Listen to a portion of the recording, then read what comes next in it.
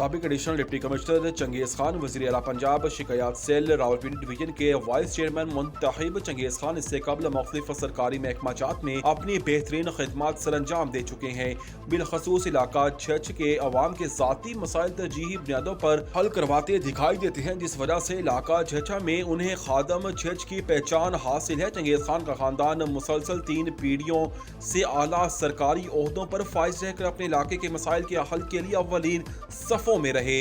چنگیز خان بطور تحصیلدار بھرتی ہوئے اور پھر magistrate Rawalpindi, assistant commissioner assistant director anti corruption NAB, assistant director passport immigration Rawalpindi I C T New York, senior S P magistrate C D A I C T S O education health D D property and land park railway Rawalpindi اور دیگر محکمہ جات میں بہترین عہدوں پر خدمات سر انجام دی۔